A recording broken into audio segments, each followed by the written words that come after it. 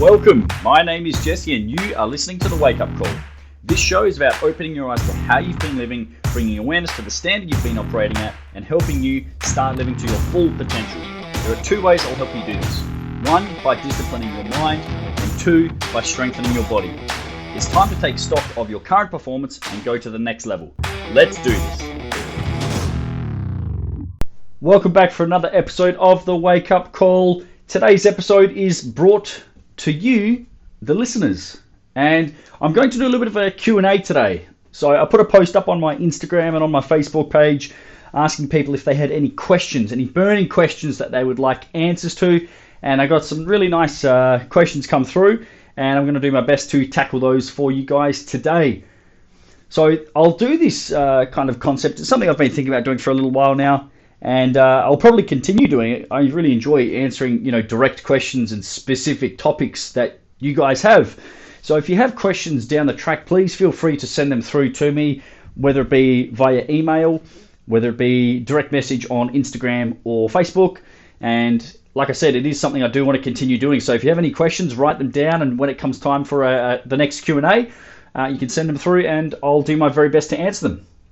So the first question we have today is from Bo. Bo asks, is BJJ, so that's Brazilian Jiu-Jitsu, is BJJ the best form of cardio of all time? If no, then why? And this is an interesting one because Bo's a really good friend of mine. We've known each other for almost probably 8 to 10 years now. Bo does Brazilian Jiu-Jitsu. It is a form of martial arts. It is something that I have actually never done before. It has intrigued me for a number of years. A few of my mentors and people who I look up to, they do BJJ.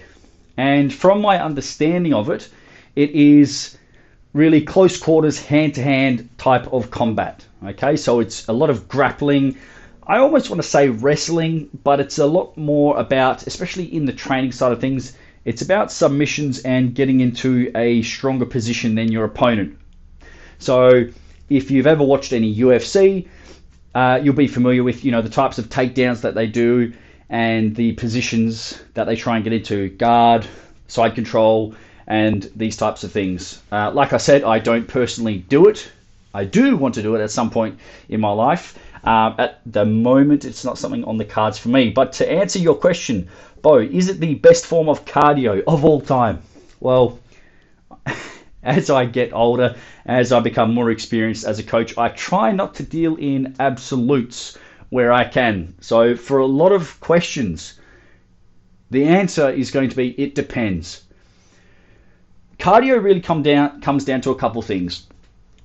What is your current body type? So are you small? Are you tall? Are you small framed, larger framed? What kind of training history have you had?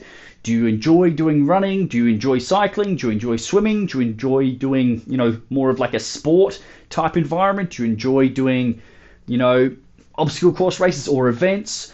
Or maybe it is martial arts. But this is one of these ones, I can't say it's the best form of cardio of all time.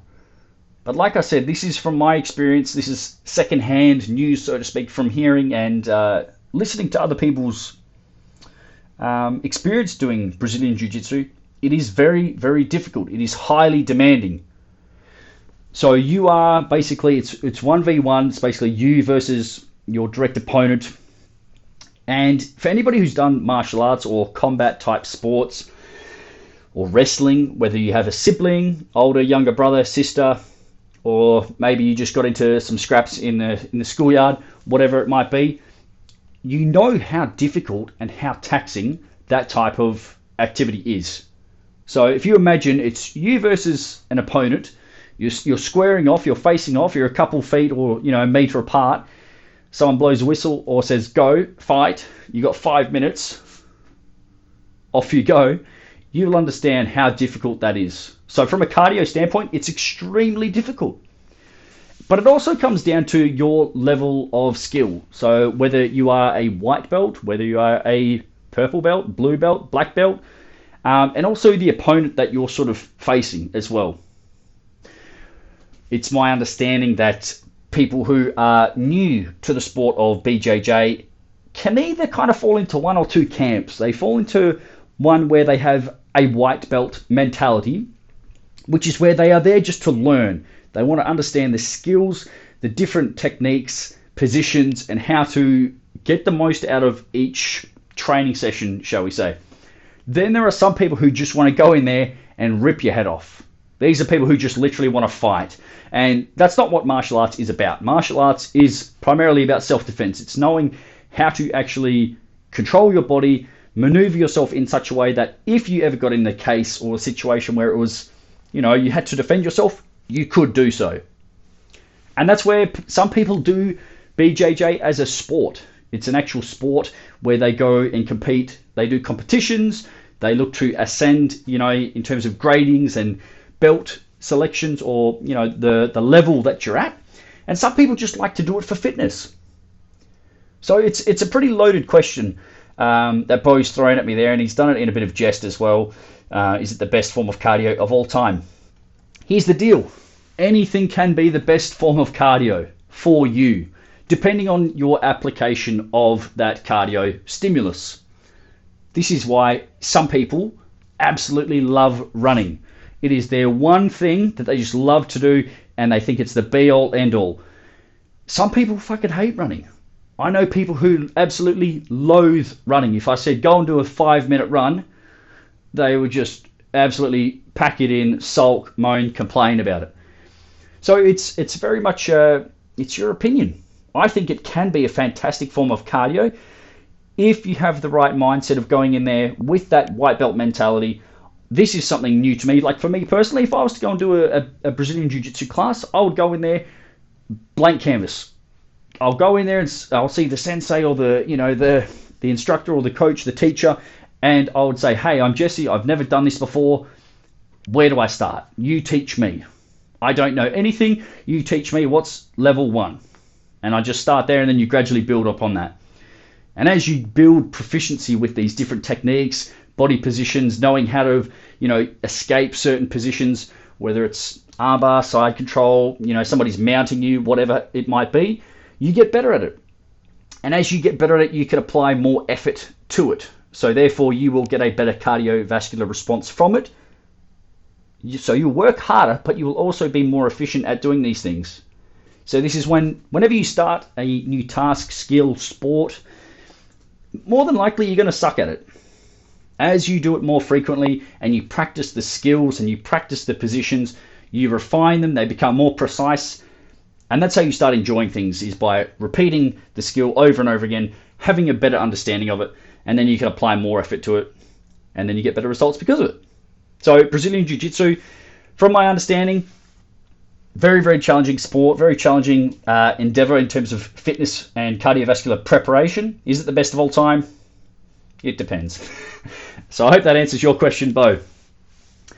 Bit of a diplomatic answer there. Moving on. Amin asks the question, what are your personal metrics for being in shape? And he also goes on to ask me, how do you decide them? So what are my personal metrics for being in shape, and how do you decide them?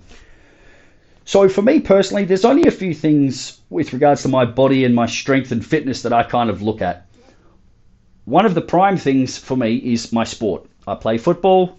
Currently, I'm injured. So my personal metrics right now, at this present time, is based upon what my physio has given me for rehab. So I have a series of exercises. I'm kind of on my 3rd program. I just saw him yesterday, so I'm on my 3rd program. And it's all about progression. For me, I'm veering away a little bit currently with hitting certain numbers when it comes to exercises. So whether it be, bench pressing body weight or squatting 1.5 times body weight, they have been my goals in the past, and I have hit those. I have completed my PB for squat, bench, deadlift. Squatting, my 1 rep max is 145 kilograms. Deadlift, 172.5 kilograms, and bench press, 102.5 kilograms. So they have been some metrics in the past which have been priorities for me. Currently, they're not. But in terms of what are my metrics for being in shape, I look at daily habits and routines which I know for a fact help me feel good. So I have a habit tracker installed on my phone where I'm looking for daily habits to be ticked off. First on the list is sleeping for 7 hours. I know that if I do not get 7+ hours of sleep every night, I'm not going to function well. I'll have a lot of brain fog, and I'm grumpy, and I'm not really a pleasant person to be around. So that's a big one for me. I know if I get a good amount of sleep, whatever it is that I'm going to do that day, I'm going to perform pretty well at. Drinking 3 litres of water. It's a standard for me every single day, 3 litres or more. I've incorporated a new habit into my routine, which is a balance beam practice. So I have a balance beam in my office, and I do 10 minutes. I put my wild toes on to help improve my foot function, and I do 10 minutes on the beam. Currently, my rehab is Monday, Wednesday, Friday. So I'm going to talk specifically about that because that's what my current training kind of looks like. Training is rehab, and rehab is training for me at the moment. My goal when I walk in to my facility to do training is to beat what I did last time. It's really as simple as that. I know that currently I'm not able to run. Well, I haven't run for quite a long time. So this is one of my metrics. I want to be able to run pain-free. But in order for me to run pain-free, I've had to kind of break my body down to then rebuild it back up, stripping away a lot of things which I would love to do, but it's probably not the best fit for my body right now. So Monday, Wednesday, Friday, I follow my rehab program, and I am always looking for a progression, whether it be more reps, extra weight, holding the position, whether it's an isometric hold for extra time, or some form of overload, shall we say. That's about as simple as it is for me at the moment. But how do I decide what are my metrics? So let's say, for example, I don't have an injury. I'm completely healthy, fit, and strong, and I can do everything I want. I look at my week and my priorities, and then I kind of step back and analyze what I want to do across the training week or what I want to do across the week. I look at, what I've got happening in my family, my business, and then my health and fitness. I like training Monday, Wednesday, Friday. That works very, very well across the board. When I train, I feel better, I look better, and I'm a better person to be around. Training for me is a really great outlet mentally to get rid of stress, any anxiety, or any pent-up aggression that I might have. So for me, Monday, Wednesday, Friday, they're my non-negotiables. Personal metrics. I do check my weight. For me, weight isn't a huge kind of marker, but it is something I do check on. I don't check it weekly. I check it kind of when I feel like I need to or when I'm unsure of where I'm at. But for me, my weight range, where I kind of like hanging around is 83 to 85 kilograms. So I know that if I'm on, the lower side of 83, I have to actually increase the amount of food that I eat or find some more calorie dense foods to bump my weight up. I don't want to be less than 83 kilograms because I know in the past I kind of look a little bit sickly, a little bit too lean and drawn in the face. It's just not a good look for me, and I kind of have a good base of where my body's at. Just I look at the mirror every day. I'm not there standing at myself, saying, damn, you look good, even though I might. But I'm just looking at my body and saying, what areas do I need work on? It's not like I'm not nitpicking or anything like that, but I've developed an awareness that, hey, maybe there's a couple sweets that you've been having, or maybe it's a dessert that just sneaks in and gives me a little bit of that extra bulge around the midsection. Maybe that has to come out for a bit. Or maybe I actually have to work a bit harder in training. So currently I don't have any specific metrics apart from ticking off my rehab and making sure I progress. Once injuries are not a factor, my goal is just strength. I want to be strong. I want to look and feel strong. So the way that I do that is through my training programming. I program according to, where I'm at in season, where my physical conditioning is across the board, so upper body, lower body. I remember when I was preparing myself for the SFG Level 1 certification for my kettlebells, my training load was quite high. But there were certain exercises that I had to do because I knew that they were requirements on the day. I had 6 exercises with specific standards that had to be met. And if I didn't meet those standards, I would have failed my certification. So that's what my training was for. But in season, is to look and feel strong. Mainly to feel strong. I know when I'm strong and I know when I'm weak.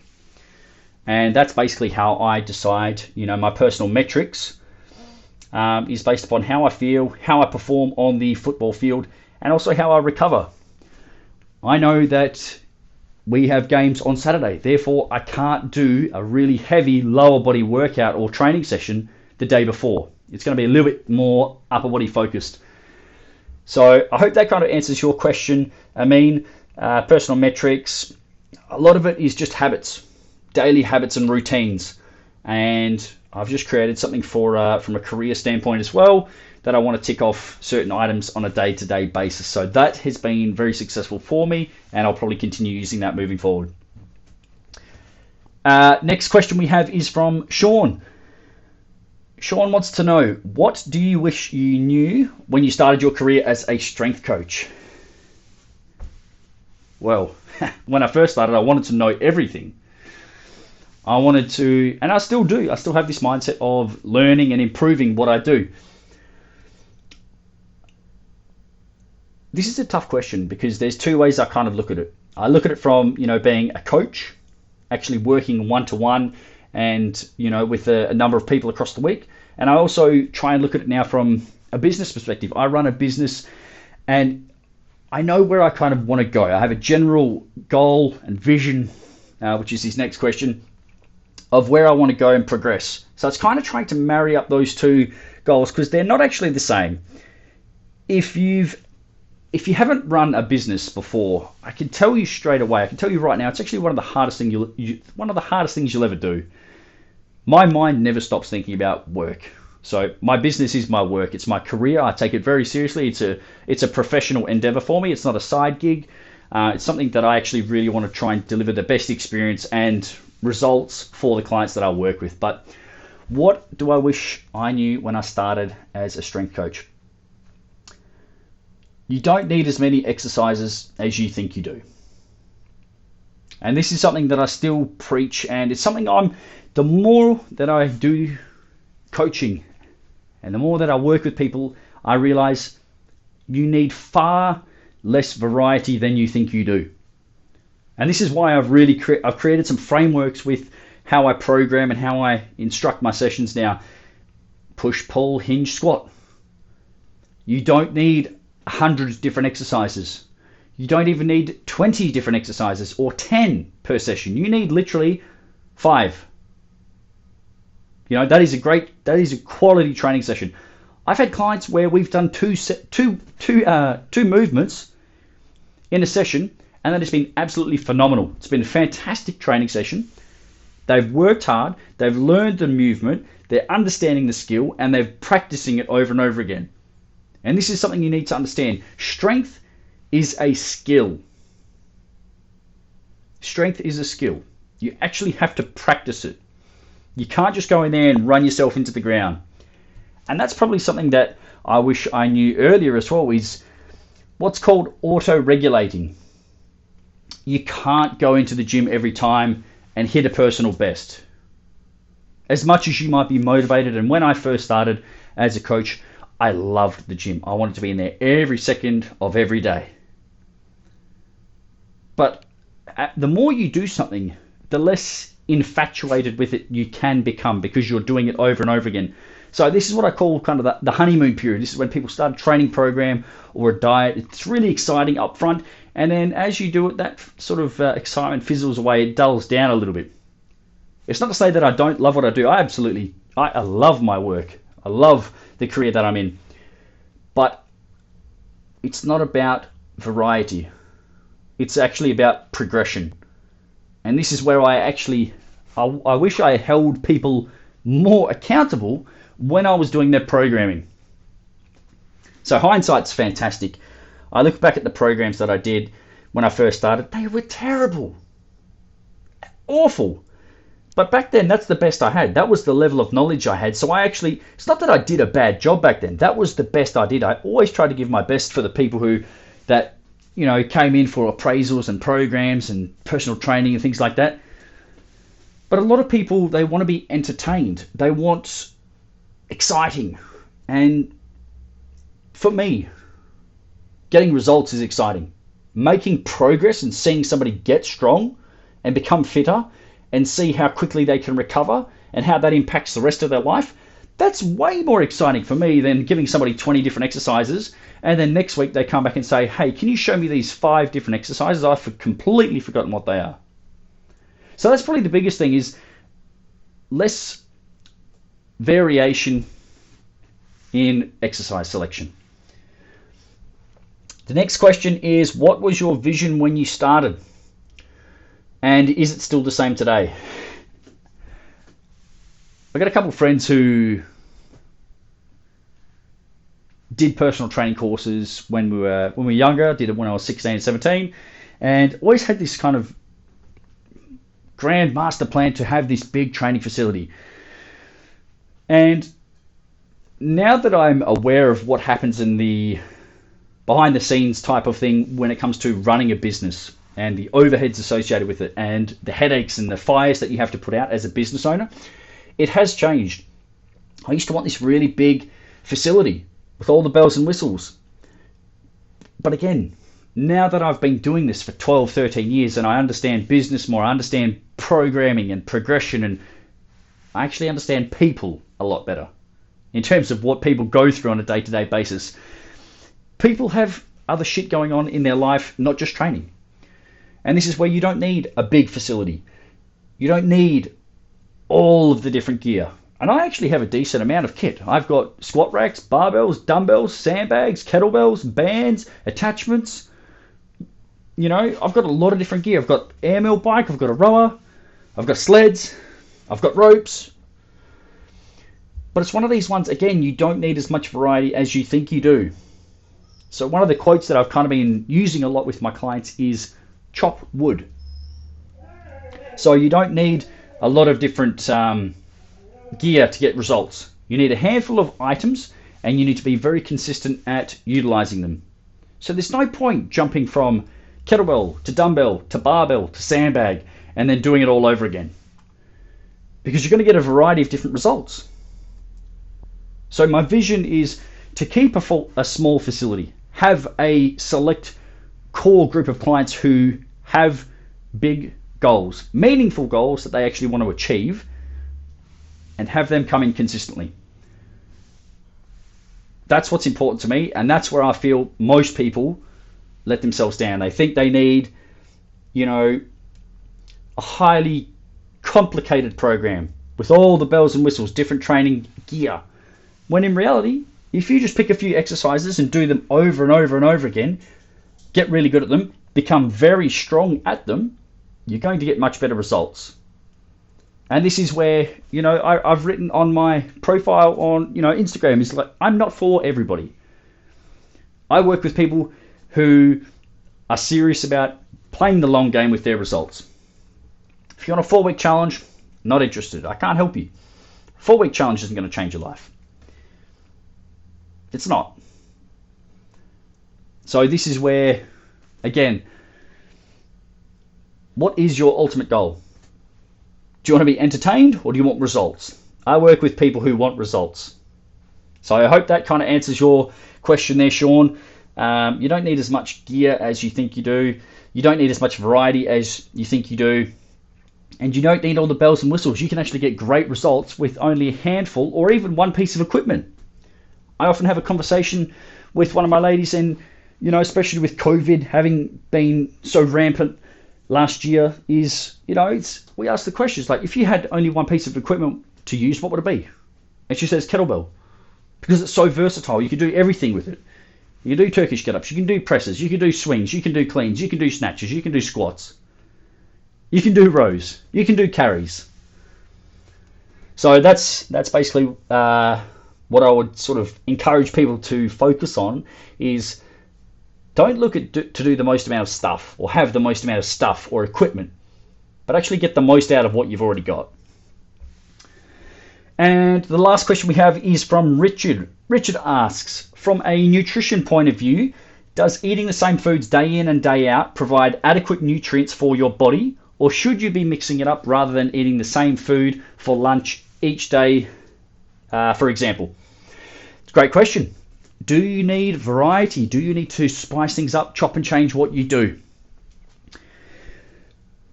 Nutrition is it's a tough topic because a lot of people overcomplicate it. My philosophy when it comes to nutrition is very simple. First and foremost, we have to account for total calorie intake. So, if your goal is to lose weight, you need to ensure you are creating a calorie deficit. That is the primary objective.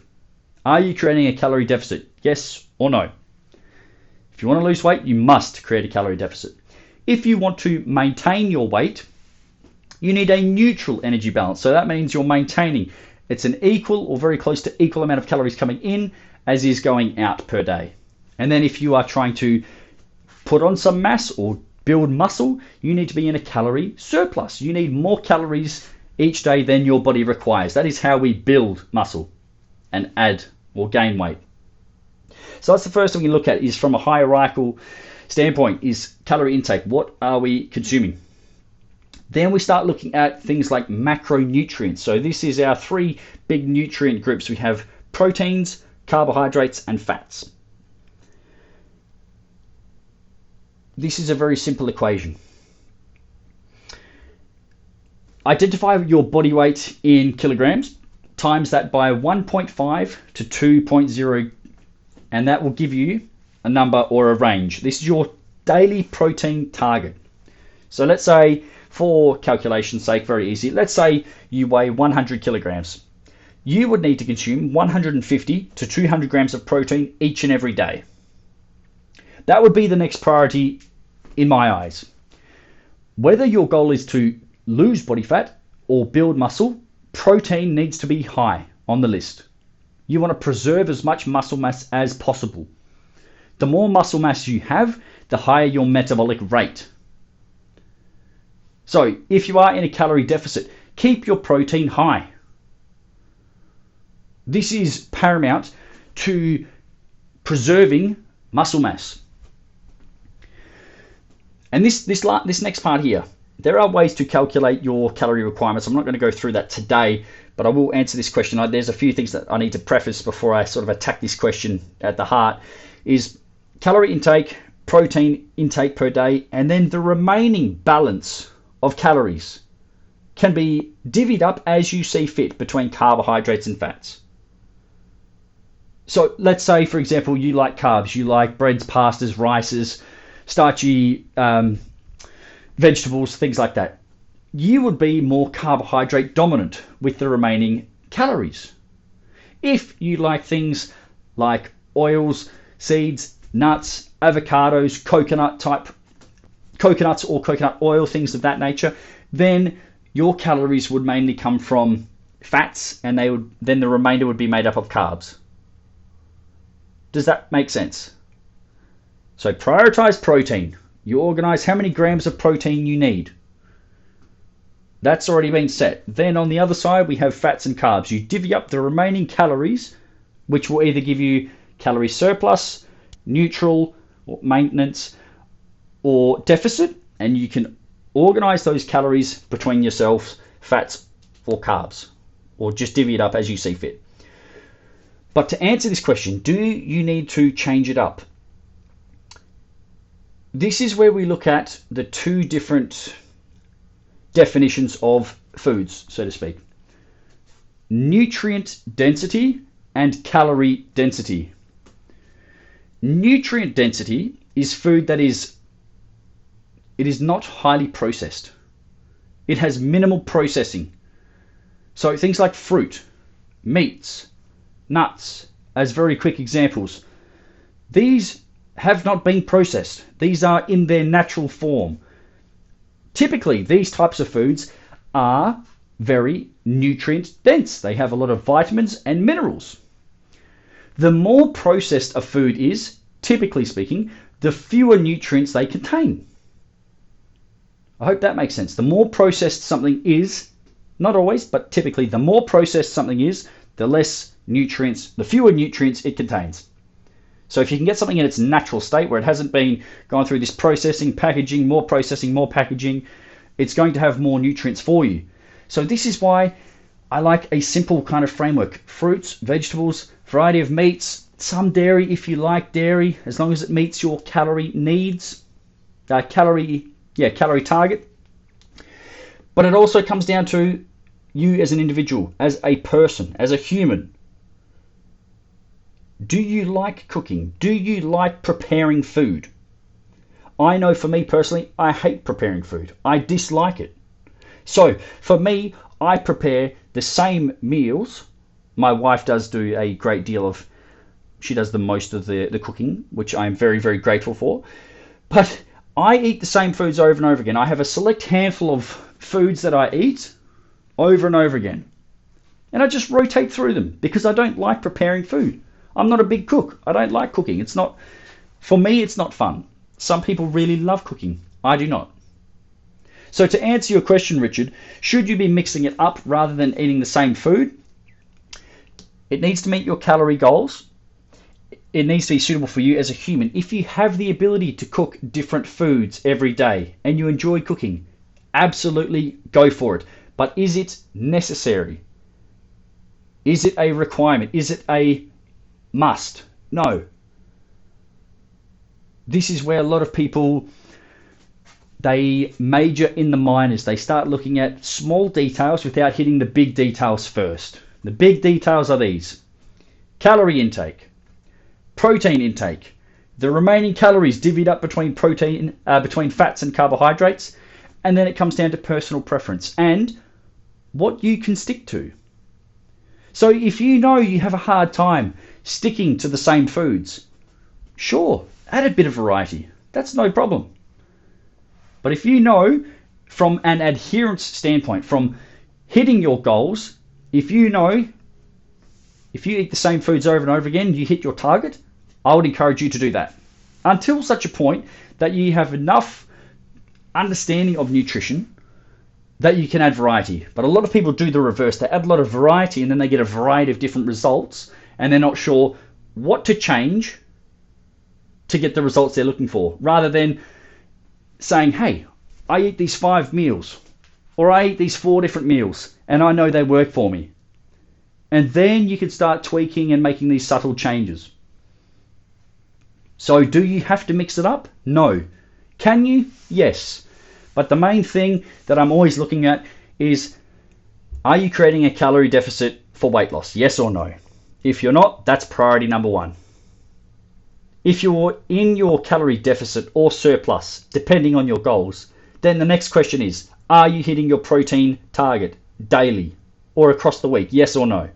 If the answer is no, I wouldn't change too much before getting that number up to where it needs to be, 1.5 to 2 grams per kilo of body weight. After that, you have a bit of wiggle room, a bit of freedom. Put some carbs in there, put some fats in there. That's completely up to you. That's where you can start to personalize and put your own little touches on it. But those are your priorities: calories, protein, remaining calories through carbs and fats. So I hope that makes sense to you, Richard, and I hope it answers your question. But don't get too bogged down with the minor, the small details. Oh, maybe this food is a bit boring and you've eaten it over and over again. Cool. Good. If it's getting the results you want, keep doing it. But if you've had, omelette for the last 21 days in a row and you want something different, change it up. But you can always come back to what you know works. But I would highly encourage you, find out what works for you and then create a bit of a list. What are some foods you enjoy? What are these foods that, if you were to eat them across the day and week, help you hit your goals? And I'm not talking about a specific diet here. I'm talking about creating food principles that work for you. If you know that having no alcohol Monday to Friday works for you, do that. If you know that you should be having a cup of water before every meal to increase satiation, so that's basically your feeling of fullness, do that.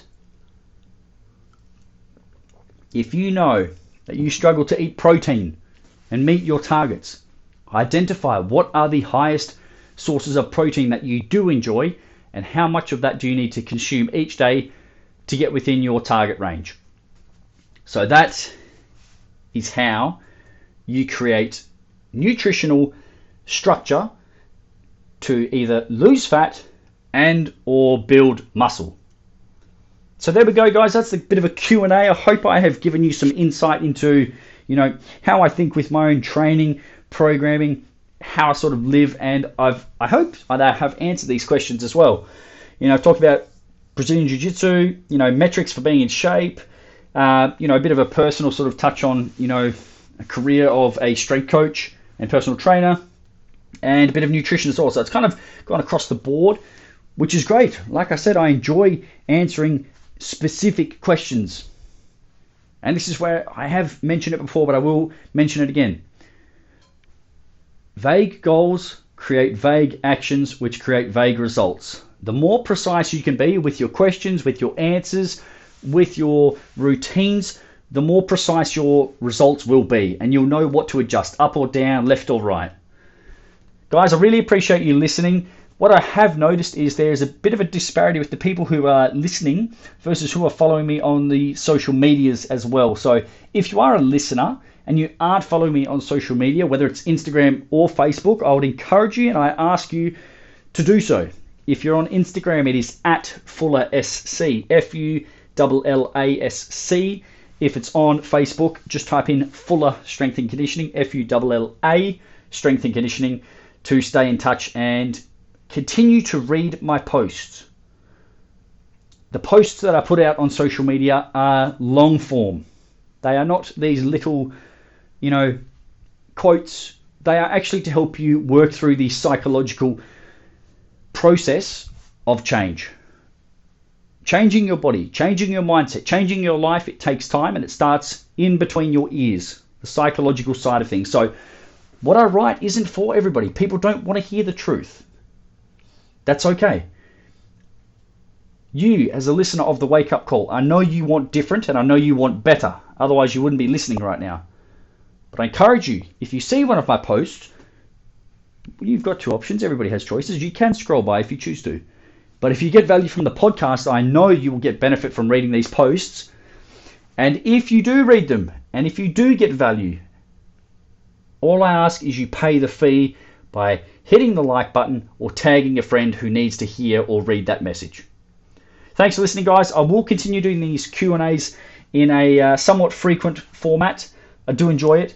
But for now, that's all I have for you. If you have any questions, feedback, please let me know. I'm always looking to upskill and improve what it is that I do and deliver you guys the best information through the Wake Up Call.